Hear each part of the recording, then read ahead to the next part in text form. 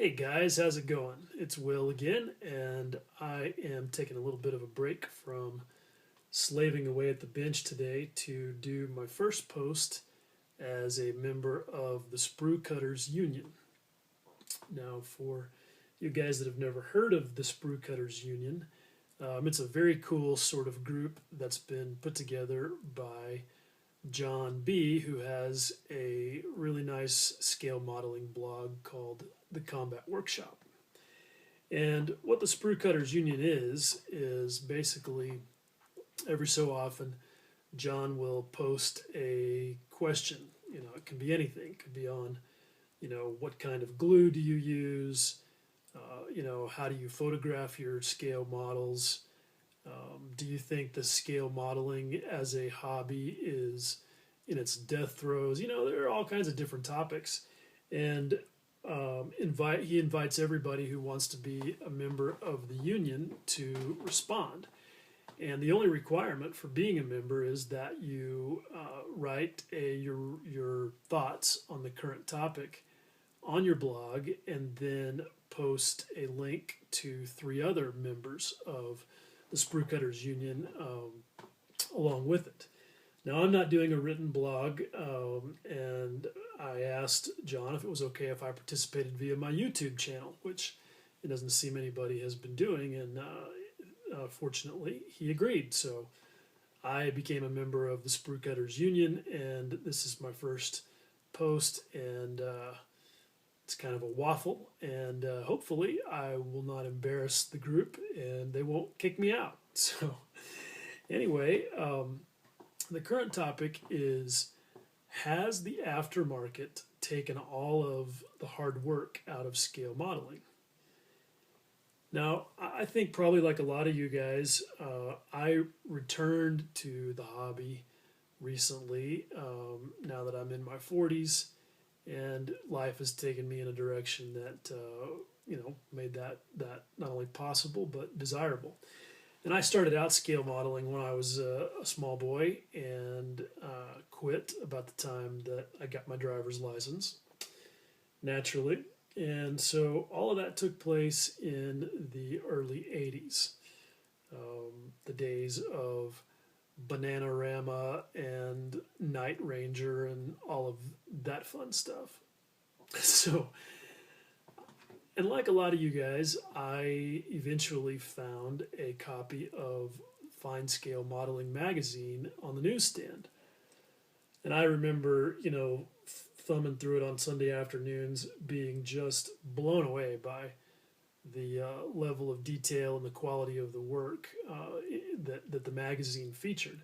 And I, specifically remember articles by Paul Budzik, who I consider to be sort of the patron saint of scale model building, talking about how he would turn drive shafts and steering columns for his scale Formula One cars on his lathe, and just, being completely unable to imagine how I would ever be able to do that kind of work. So, I, like everybody, or most everybody, stretched a few sprues and mashed a little bit of putty, and, did what little detailing I could come up with in that way. So fast forward to about 6 months ago when I got back into this, my first model back, I didn't do any extra detail. It was just a wrestling match to finish the damn thing, and I just was taking it as a platform for learning how to paint and all of those things with acrylics, because I never did that back in the day. But my second one was the Tamiya 1/6 scale Honda Monkey, which is a kit that's got about 200 parts. It's a great little motorcycle kit, super well designed, and it has lots and lots of opportunities for aftermarket detail, but there's not any. Nobody makes anything for it.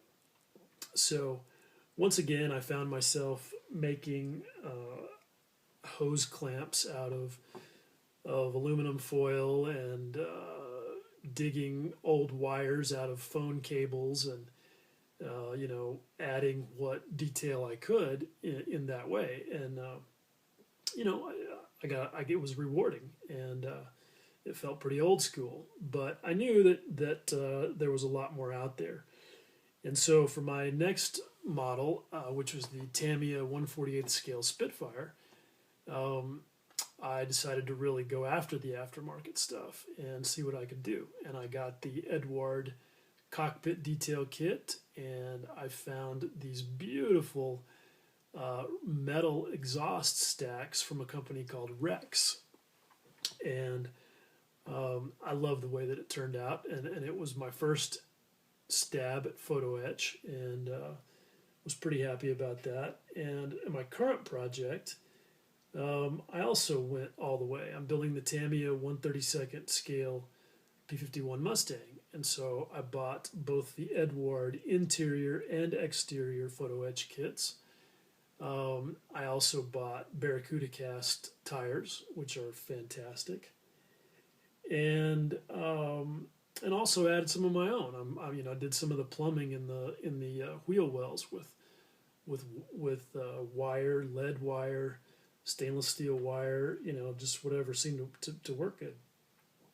And here's what I think is the answer to the question of whether or not the aftermarket has taken all the hard work out of scale modeling, and that is no. First of all, it's work to find all that stuff, especially if you're talking about things from like Poland, which seems to be a source for a lot of this kind of stuff. Czechoslovakia, I don't know what it is about Eastern Europe, but those guys are making some cool shit. So there's the hard work of finding it and figuring out what you need and what works. And once you get it, look, the work of putting the Edward interior cockpit detail kit into the Mustang was hours and hours of slave labor with an optivisor on my face. Because, look, I don't care if you scratch make 1/32 scale toggle switches out of wire or plastic, or you use the ones in the photo etch kit. It's damn hard. It's tiny little bits of whatever that you have to figure out how to accurately glue in place. And I had some real abominations in that effort.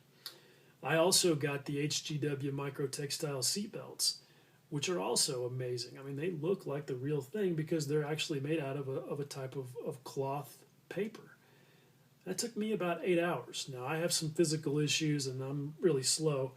Most of you guys could have done it in half the time, but nonetheless, it's still pretty hard work. And, so I think that what I would say is that the hard work hasn't been taken away by the aftermarket. If anything, it has added to it because there's more of it that you can do, and it's changed the nature of it. And the really rewarding thing about it is that it makes really amazing stuff accessible to more of us. And this is the same thing that's happened with a lot of things because of technology.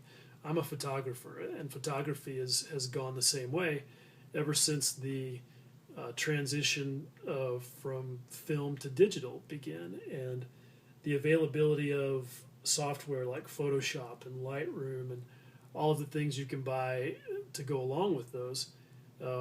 It's all but destroyed photography as a profession, but for the amateur, it's brought a level of capability that never was there before. And so it's raised the bar across the entire field of participants. And so that's both a good thing and a bad thing. It's good because lots of people can do really nice stuff and it's really rewarding and they've got neat things to show their friends. But it's also made it much more difficult to stand out. And I see this with scale modeling as I look across the internet. I'm just blown away by the amount of really good stuff out there. Whereas before, I mean, I see things that 40 years ago, 30 years ago, whatever it was, you would have only seen in the pages of a magazine like Fine Scale Modeler. And now you see it everywhere. Every forum and message board, Facebook, people are posting pictures of just amazing work, and it's because of the proliferation of not only the technology to make it possible, but for sharing the information. So, no, I don't think that the aftermarket has taken away the hard work of scale modeling. I think it's added to it, but it's also added to the rewards. And personally, I am super grateful for it. And I think that anybody who says that it's not that it's not real modeling when you use aftermarket for your projects, well, that's just silly. Anyhow, that's my take on the current Sprue Cutters Union topic. I hope I did okay, and I'm looking forward to the next one. As always, thanks for listening. Much love, guys.